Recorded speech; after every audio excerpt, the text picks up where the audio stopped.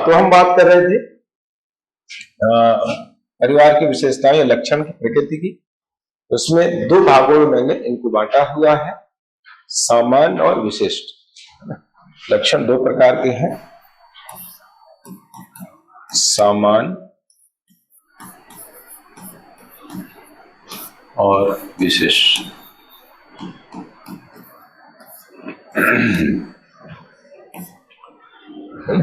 सामान्य लक्षण हमने पढ़ लिए हैं, विशिष्ट लक्षण हम लोग पढ़ रहे हैं। उसमें सार्वभौमिकता पढ़ चुके, हालांकि सार्वभौमिकता का मतलब होता है कि सभी समाजों में परिवार की व्याप्तता, है ना, सभी समाजों में परिवार का विद्यमान होना, इसको बोलते हैं सार्वभौमिकता।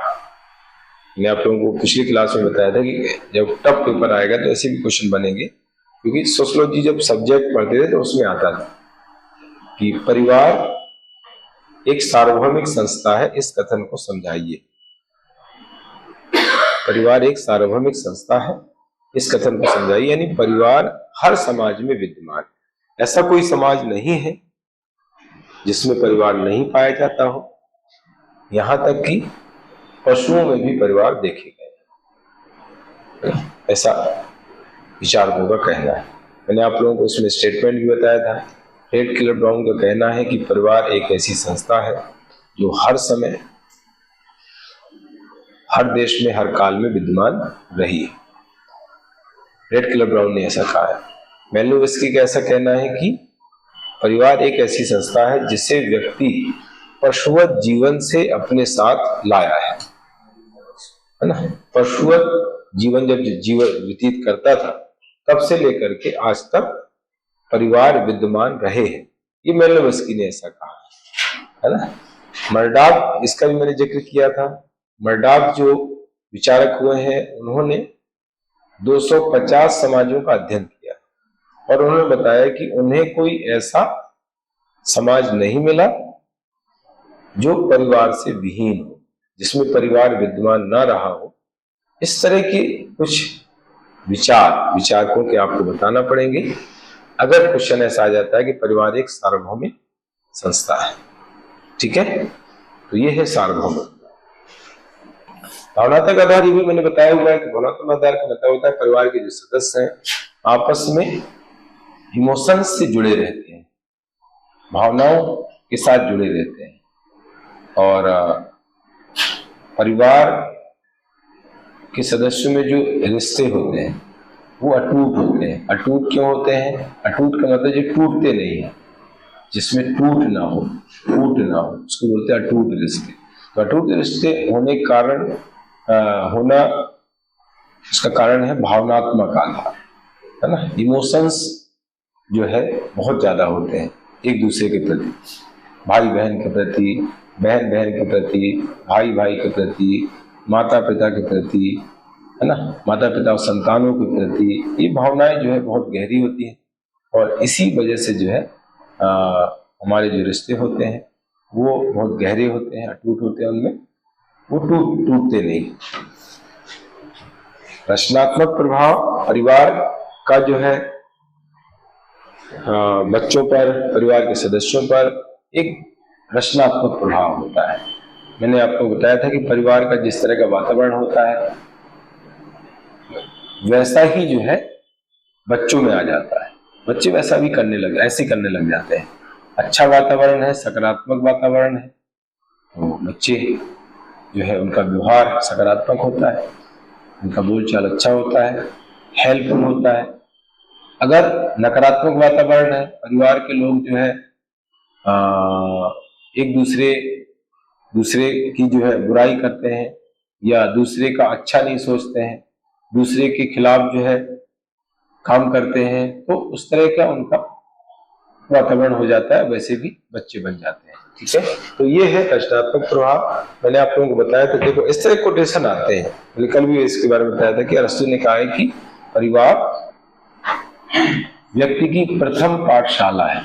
तो ये बहुत फेमस कोटेशन, तो यही पूछ लेते हैं किस विचारक ने परिवार को समाज की या व्यक्ति की प्रथम पाठशाला कहा है। बस बहुत बड़े कोटेशन नहीं पूछे जाते हैं, छोटे कोटेशन और बहुत इफेक्टिव जो और वो इफेक्टिव आपको पढ़ने से लग जाएगा, ये बहुत इफेक्टिव है ना, ऐसा। और ये हमें याद इसलिए भी रखना पड़ते हैं कि हम जो है इनका बीच बीच में जब हम कोई चीज एक्सप्लेन करते हैं तो कोटेशन के साथ एक्सप्लेन करते हैं तो वो ज्यादा इफेक्टिव होता है, इसलिए उनको हम याद रखते हैं। यही चीज आपको 2 मार्क्स में भी काम आ जाती है और लॉन्ग क्वेश्चन जो लगते हैं वहां भी चीजें काम आ जाती है। इनको याद रखना है, कहीं ना कहीं आपको ये काम आएगा। ठीक है। सीमित आकार, परिवार का जो आकार होता है सीमित होता है, बहुत बड़े परिवार नहीं होते। इसका कारण है जैविक। जैविक कारण मतलब क्योंकि व्यक्ति की मृत्यु होती है, ये सत्य है ना, कटु सत्य है कि व्यक्ति जो जन्मा है उसकी मृत्यु तो निश्चित है। अमर तो होता नहीं व्यक्ति, ऐसा तो होगा नहीं कि मरेगा ही नहीं, थोड़ा सा ज्यादा एज में मरेगा लेकिन मरना तो तय है। इसका जन्म हुआ है, उसकी मृत्यु तय है ना। तो व्यक्ति की मृत्यु होने के बाद परिवार का आकार सीमित रहता है, उसके स्थान पर दूसरे लोग स्थान ले लेते हैं, बच्चे जन्म लेते हैं। इसके अलावा परिवार का विघटन भी होता है। तो सीमित आकार के पीछे 2 वजह है, एक तो हर व्यक्ति मृत्यु को प्राप्त होता है, दूसरा परिवार का विघटन होता है। इस वजह से जो है परिवार का जो आकार होता है वो सीमित बना रहे। ये भी मैंने बताया था, सामाजिक संरचना में केंद्रीय स्थिति होती है ना। परिवार जो है जब बड़ा हो जाता है तो समाज बन जाता है ना। मैंने आप लोगों को एक डायग्राम से बताया था कि पहले व्यक्ति होता है, व्यक्ति मिलकर के परिवार बनाते हैं और परिवार मिलकर के बनाते हैं समाज, और समाज जो है मिल करके एक राष्ट्र का निर्माण करते हैं। तो ये है परिवार में, परिवार की केंद्रीय स्थिति होती है समाज में। सदस्यों का उत्तरदायित्व, हर सदस्य का एक उत्तरदायित्व होता है परिवार के प्रति, समाज के प्रति, और उसे उस उत्तरदायित्व का निर्वहन करना होता है। अगर वो उत्तरदायित्व का निर्वहन करता है समझो तरीके से, इससे जो है परिवार में स्थायित्व बना रहता है ना। ये परिवार में स्थायित्व बनाए रखने के लिए जरूरी होता है। अगर वो अपने दायित्व का निर्वहन नहीं करता है तो कहीं ना कहीं जो है परिवार में फूट पड़ जाती है, परिवार पर विघटित होने लगते हैं, क्योंकि ऑब्जेक्शन होने लगता है भाई हम तो इतना काम कर रहे हैं, ये व्यक्ति काम ही नहीं कर रहा है ना, धरती का बोझ है, बैठे बैठे रोटी तोड़ रहा है। तो इस तरह से जो है कमेंट्स होते हैं तो कहीं ना कहीं मनमुटाव पैदा हो जाता है, झगड़े पैदा हो जाते हैं। सामाजिक नियंत्रण, समाज में बहुत सारे रूल्स रेगुलेशन होते हैं, नियम कानून होते हैं, इनकी वजह से जो है समाज में नियंत्रण बना रहता है, नैतिकता बनी रहती है। व्यक्ति जो है इन रूल्स रेगुलेशंस के कारण जो है अपने दायित्वों का सही ढंग से निर्वहन करता है, अपने व्यवहार को नियंत्रित रखता है। इसको कहते हैं लोक लाज। लोक लाज जो है जनता जो है, मतलब जो समाज है, समाज के जो तौर तरीके हैं, समाज के जो रीति रिवाज हैं, समाज के जो रूल्स रेगुलेशन है, इनकी वजह से व्यक्ति जो है कुछ अनैतिक काम नहीं कर पाता है, अपने व्यवहार को नियंत्रित रखता है कि समाज, कहते हैं ना हम ऐसा करेंगे तो समाज क्या कहेगा, कहीं ना कहीं समाज का डर है, समाज का खौफ रहता है कि यार हम कुछ गलत कर रहे हैं तो देखो लोग क्या कहें, है ना। गाना वो भी है कि लोगों का कहना है, लोगों का काम है कहना, है ना। तो वो भी गाना है, वो तो खैर गाने हैं, पिक्चर है, हकीकत बहुत अलग होती है। व्यक्ति डरता है कि यार हमें कुछ गलत नहीं करना है। कुछ लोग ऐसे भी है कि ध्यान नहीं देते, है ना, उनको जो करना है करते हैं, लेकिन ज्यादातर लोग ऐसे हैं कि समाज का ध्यान रखते हैं, लोगों का ध्यान रखते हैं कि कुछ ऐसा ना हम करें जिससे लोग बुरा भला कहें, है ना। इसके अलावा बहुत सारे कानून हैं, भारत सरकार के कानून हैं, जैसे विशेष विवाह अधिनियम 1954 है, हिंदू विवाह अधिनियम 1955 है, हिंदू उत्तराधिकार अधिनियम 1956 है, अभी उसमें 2005 में संशोधन भी हुआ है हिंदू उत्तराधिकार अधिनियम में, तो ये कुछ ऐसे कानून हैं जिनकी वजह से जो है वैवाहिक जीवन, पारिवारिक जीवन में नियंत्रण बना रहता है। जैसे विशेष विवाह अधिनियम, इनका भी आगे डिटेल पढ़ेंगे, क्वेश्चन भी आपको अलग से पूछ सकता है। विशेष विवाह अधिनियम 1954, विशेष विवाह अधिनियम 1954 के तहत जो है ये प्रावधान किया गया है कि किसी भी जाति का व्यक्ति किसी भी जाति से विवाह कर सकता है। इसको कहते हैं अंतर जातीय विवाह, इंटरकास्ट मैरिज को इसमें मान्यता दी गई है। विशेष विवाह अधिनियम 1954, स्पेशल मैरिज एक्ट 1954, अंतर जातीय विवाह मतलब दूसरी जाति का एक पुरुष किसी दूसरी जाति की स्त्री से विवाह कर सकता है। यह है इंटरकास्ट मैरिज, और ये मान्यता किस अधिनियम में दी गई है? विशेष विवाह अधिनियम 1954। हिंदू विवाह अधिनियम 1955, हिंदू विवाह अधिनियम 1955 कहता है कि एक पत्नी के होते हुए उसको तलाक दिए बिना दूसरा विवाह नहीं कर सकता। और तलाक देने का अधिकार दोनों का है।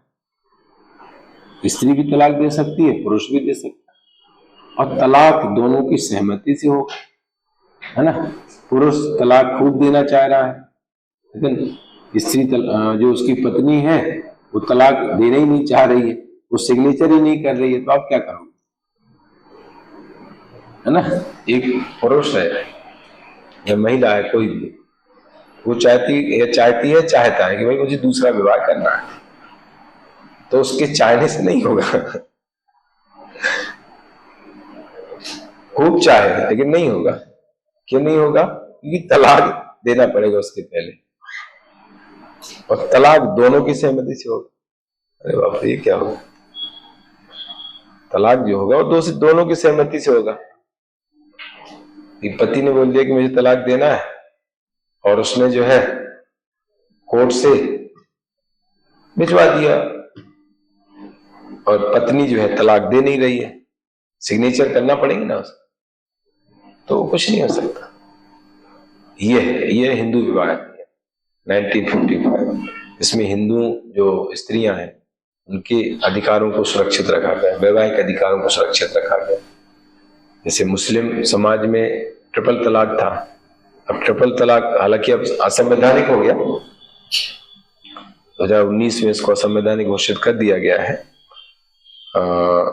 सुप्रीम कोर्ट की ओर से डिसीजन आया था। उसमें यह था कि भाई पुरुष ही तलाक दे सकते हैं, स्त्रियां तलाक नहीं दे सकती मुस्लिम, है ना।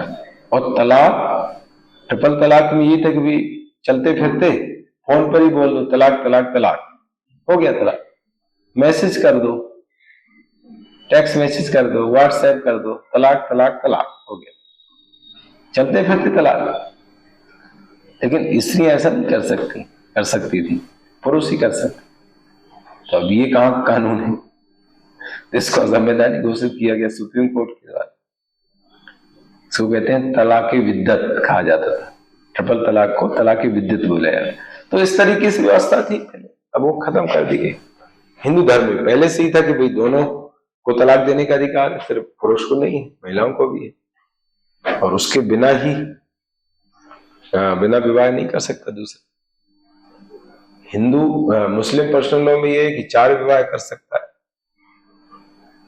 एक पुरुष। हाँ, अभी भी ये तो अभी भी है। ट्रिपल तलाक खत्म हो गया है, लेकिन ये तो अभी भी है। इसको लेकर के अभी चल रहा है मामला, कोर्ट में मामला चल रहा है। मतलब 4 शादियां एक मुस्लिम कर सकता है, पुरुष, महिला नहीं, पुरुष। 5वीं भी कर सकता है।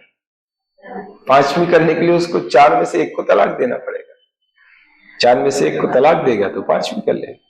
6वीं भी कर सकता है, 2 को तलाक। अब सोचो, ये स्थिति है। लेकिन हमारे यहाँ ऐसा नहीं है। हिंदू विवाह अधिनियम 1955 है, तो उसमें एक ही कर पाएगा। ठीक है, तो यह है सामाजिक नियंत्रण, परिवार की स्थायी अस्थायी प्रकृति। देखो, हाँ, परिवार की स्थायी और अस्थायी प्रकृति, ये इस पे हम बात कर रहे थे। तो परिवार को स्थायी भी हम कह सकते हैं, अस्थायी भी कह सकते हैं। अगर परिवार एक संस्था के रूप में परिवार को देखे तो परिवार स्थायी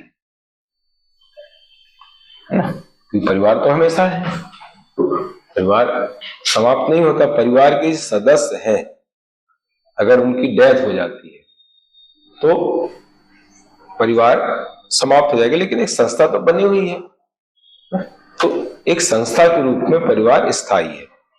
लेकिन परिवार के सदस्यों के हिसाब से अगर देखें तो ये एक अस्थायी है ना। आपने कोरोना काल में देखा होगा कि कई ऐसे परिवार खत्म हो गए, मतलब परिवार में कोई नहीं बचा, या कोई एक सदस्य बचा, दो सदस्य बचे, तो उसको परिवार हम समाजशास्त्र में कहते नहीं है। परिवार के लिए माता पिता और संतान का होना जरूरी है ना। तो अगर हम सदस्यों के हिसाब से देखें तो परिवार एक अस्थायी, ठीक है, लेकिन एक संस्था के रूप में देखें तो परिवार एक स्थायी है। संस्था के रूप में स्थायी है, परिवार के सदस्यों के हिसाब से अस्थायी है। तो दोनों चीजें इसमें हो सकती है। अब यहीं से वो क्वेश्चन आपको 2 मार्क्स में पूछ सकता है कि परिवार स्थायी भी है और अस्थायी भी है, समझाइए। अब ये कब ऐसे पूछेंगे आगे जब टफ क्वेश्चन बनेंगे, हालांकि पिछले बार भी काफी अच्छे क्वेश्चन पूछे हैं उसने, तो इस तरह के क्वेश्चन आगे अब बन सकते हैं। जैसे मैंने बताया कि परिवार एक सार्वभौमिक संस्था है, समझाइए, तो एक एक हेडिंग से क्वेश्चन बन जाते हैं, बनते हैं, है ना। तो परिवार स्थायी भी है और अस्थायी भी है। कैसे? तो हम ये बताएंगे कि परिवार एक संस्था के रूप में तो स्थायी है, क्योंकि परिवार कभी नष्ट हो नहीं सकता, है ना। लेकिन हम जब परिवार के सदस्यों के हिसाब से सोचें तो एक अस्थायी है। अस्थायी कैसे है? क्योंकि किसी परिवार के सदस्यों की अगर मृत्यु हो जाती है, मान ली सड़क दुर्घटना, सड़क दुर्घटना में एक परिवार पूरा कहीं जा रहा था, दुर्भाग्यवश, ईश्वर ऐसा ना करे किसी के साथ, उस परिवार की डेथ हो जाती है, सारे परिवार के सदस्य उसी ऑन स्पॉट उनकी डेथ हो गई, या कोई एक सदस्य ही बचा तो परिवार, कोई सदस्य नहीं बचा तो परिवार नष्ट हो, है ना। कोरोना काल का मैंने उदाहरण दिया है, कोरोना काल में जो बहुत सारे परिवार नष्ट हो गए, सदस्य सारे उनकी डेथ हो गई। इसके अलावा परिवार विघटित हो जाते हैं, तभी उसको अस्थायी हम बोल देते हैं। एक संयुक्त परिवार है, वो 4 मूल परिवार में बदल जाता है, वो भी एक अस्थायी प्रकृति के अंतर्गत आता है ना। परिवारों का विघटन, ये भी एक अस्थायी प्रकृति है। एक संयुक्त परिवार विघटित हो गया है, इसका मतलब अस्थायी है ना। अगर हमेशा साथ में लोग रहे तो स्थायी हो, ऐसा होता नहीं आज के समय में, है ना। तो इस तरीके से हम इसको कह सकते हैं कि परिवार स्थायी भी है और अस्थायी भी है। संस्था के रूप में अगर हम देखें तो परिवार स्थायी है, परिवार के सदस्यों के हिसाब से हम सोचे तो वो अस्थायी भी है, ठीक है। तो ये इस तरीके से विशिष्ट विशेषताएं ये हो जाती हैं कंप्लीट।